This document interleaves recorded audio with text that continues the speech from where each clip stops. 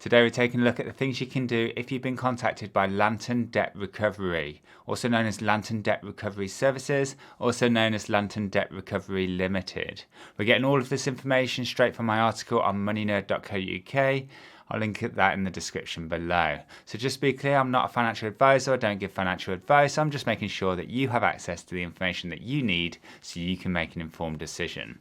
Now you've probably received a letter from Lantern Debt Recovery or even had them knocking on your door.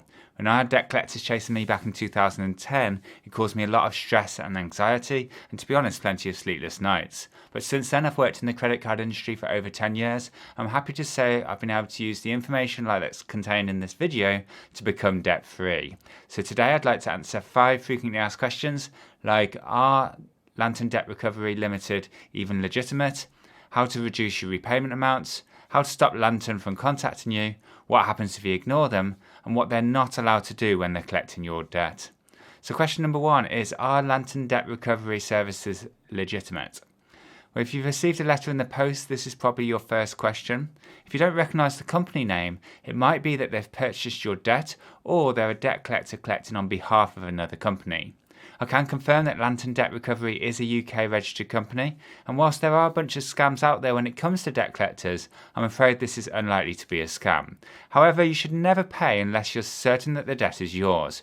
You're well within your rights to ask Lantern Debt Recovery to provide proof that the debt is yours, and actually I've got a free letter template that you can use to confirm that the debt is yours and to confirm exactly how much you owe. It's totally free and I'll link that in the description as well. Question number 2. What happens if you ignore Lantern Debt Recovery? Well, if you ignore debt collectors, your problem could escalate and become very serious.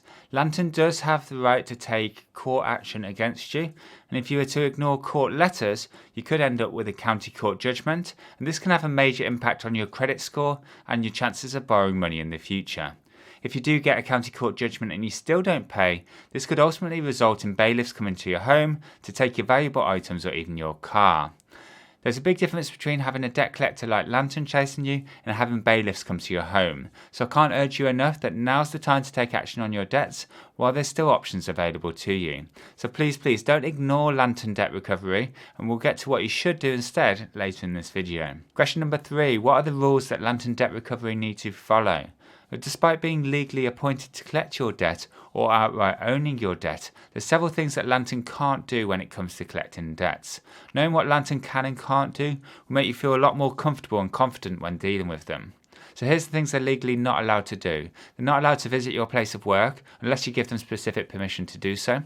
Before this rule was in place, some debt collectors would show up while you're working and try and make things awkward for you as a way of sort of pressuring you into paying. And on a similar note, they're not allowed to speak to neighbours, friends or family about your debt. Again, this is to stop them trying to embarrass you or shame you into paying your debt. Lantern can't contact you or visit your home at unreasonable times of the day.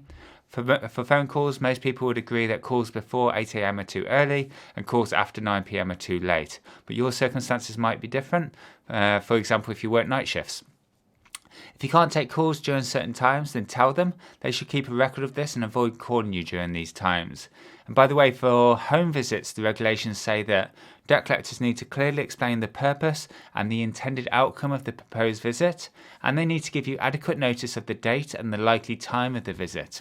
You're well within your rights to complain if they keep calling you or visiting your homes at times you've told them to avoid.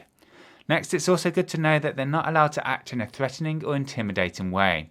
Also, they should never pressurise you into paying larger instalments than you can afford or hitting payment deadlines that are impossible. The regulations also say that they're not allowed to pressure you into selling your home or to take out more credit to pay your debts. It's also good to know that debt collectors can't pretend to be bailiffs or enforcement agents.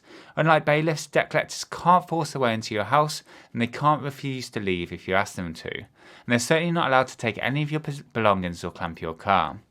Question number 4. How long can you be chased for debt? Under the Limitation Act of 1980, a creditor has 6 years to chase most unsecured unpaid debts or 12 years for some mortgage debts. This limitation period starts from the time of your last payment or when you last acknowledged the debt. Ultimately, debt collectors can't enforce their debts through the courts after 6 years, But if you've already been taken to court and you have a county court judgment registered against you, then unfortunately there's no end date for how long you can be chased. Question number 5. How do I pay less and come to an agreement with Lantern Debt Recovery? Wow, there's a number of ways you could reduce the amount that you pay.